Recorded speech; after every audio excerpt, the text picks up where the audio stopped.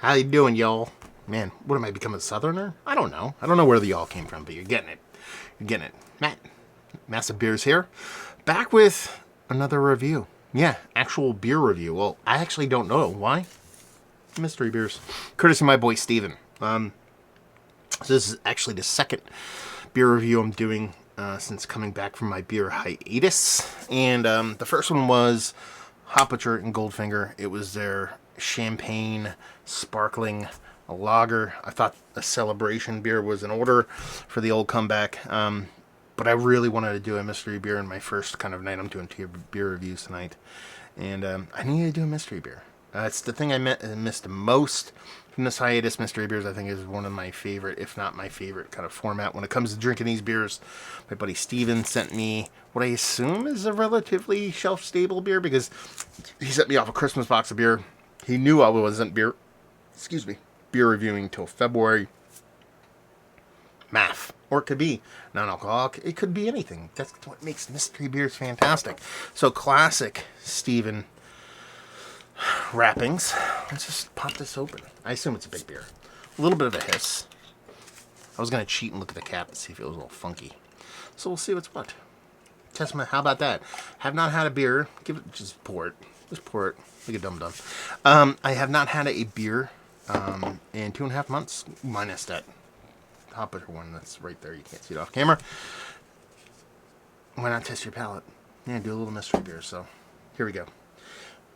That looks like barley wine. Belgian. I was going to go Belgian Brune. Brown ale. Belgian Brown. You could do that. I don't think it gets... No, it could be a Belgian double. It could be, but really does kind of come off as more of like a barley wine as far as color goes. Not much of a head on it, so you're expecting a relatively large ABV beer. Little cascading bubbles up and down. But yeah, it looks the part of big beer. Maybe aged beer. We'll see. Steven can pop those off every now and then. It's good news. So it's barley wine. That is for it's old. It's aged. I shouldn't say it's barley wine for sure. It could be an old ale. It's a malt forward beer. I think it's going to be plus 10%. And I want to say it has time on it. Yeah, it definitely has time on it, because what it's given me is one of my favorite things in the history of mankind. It's called Sugar Plus Daddy, the old Sugar Daddy. It's giving me that in spades. Not super boozy. It's not like, I don't think it's giving me like J.W. Lee's vibes. It's not giving me old stock vibes. It's not giving me Hardy's vibes. It's giving me kind of Fuller's vintage ale kind of vibes. If you go back and watch my old reviews of Fuller vintage ales, I like them quite a bit, but I kind of view them more as like a methadone for the super high-end stuff. Like they give you a little bit of that sugar daddy, get a little figgies, get a little bit of maybe old book, something like that floating around. Yeah. So right now in the nose, I'm kind of fluttering right between like 8 to 12%. Several year old beer. I'm thinking this actually is 5-year plus as far as age goes. And it's kind of teetering on the edge of like an old ale, imperial brown ale, kind of barley wine. I really want to lean into old ale here. So let's take a sip. Cheers. I should mention this, and I mentioned it in a previous review. Colder than where this should be. Let's put it that way. Have all my beers out in my barn, and the barn fridge is just off because it's wintertime. So things get a little bit colder than you typically like. If you have a fridge outside in the winter, unless it gets like negative 40, none of your stuff is going to freeze, because the fridge almost acts as an insulator. So it doesn't get super cold inside, but get a little bit colder than what you typically want. So it's probably closer to high 30s instead of high 40s, especially something like this. It might affect... What is this? I think I've had this beer before. Oh man. It's a barley wine. It's a barley wine / old ale. It's above 10%. It's double digits, no doubt.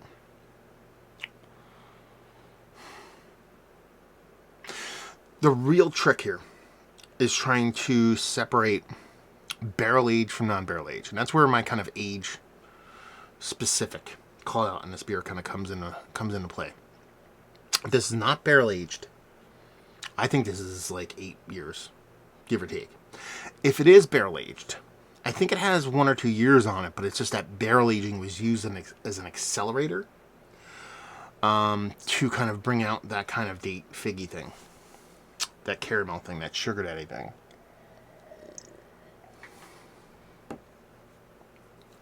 I'll have to go all in on one. I'm going to have to go barrel aged. A pretty nondescript kind of bourbon barrel. The reason being is I'm not getting like an oxidative thing here. Touches, very small touches, but the stuff you'd get from kind of like a barrel aged beer. But I'm not getting a bigger kind of musty paperiness on it. And there's a sweetness that's kind of a little bit extra. And there's a touch of heat floating around the back end. So instead of saying this is, an 8-year-old old ale, I think it might be somebody's like 3-year-old beer. Now, who is it? I have no idea.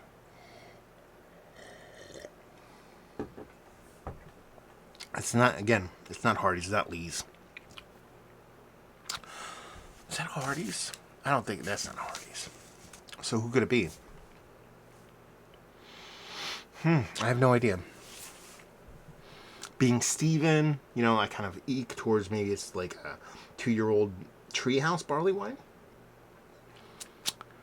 I don't think so, though. I think this might be like an Old Guard beer. An Old Guard beer. What beer would Steven have that would be an Old Guard beer that would come in a bottle like this? Brooklyn? No. This is not their Monster Ale, so it's not that. Dogfish Head? No. I can see this being a 12-year-old, whatchamacallit? What's their date? Old ale barley wine. Oh, God, I love that beer so much, too. It's the one with Johnny Cash on it, right? Where it used to have Johnny Cash on it. Anyway, I love that beer, but I don't think it's that either. Sam Adams? No. I don't know. So instead of trying to figure out the actual beer itself, let's talk about what kind of beer I think it is. I think this is a 12.3% bourbon barrel aged English barley wine.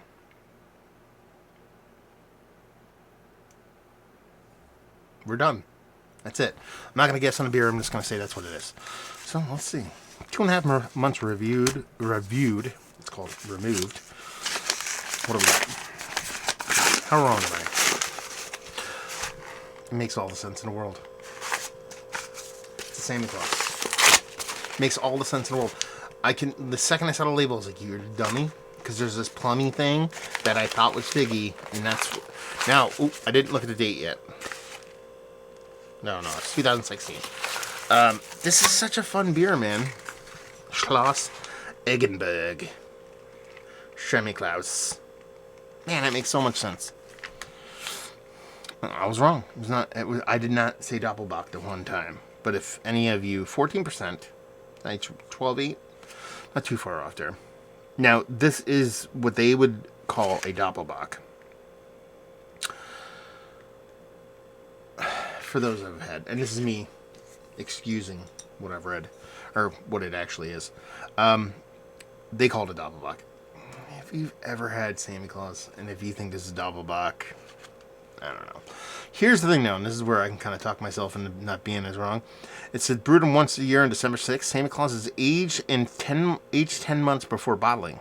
So it's an aged beer. As far as barrels go, I don't know what they do. I don't know if they throw it in wood or not. It's quite sweet. And it kind of makes sense. Santa Claus is quite sweet. You're talking about a 2016 bottle.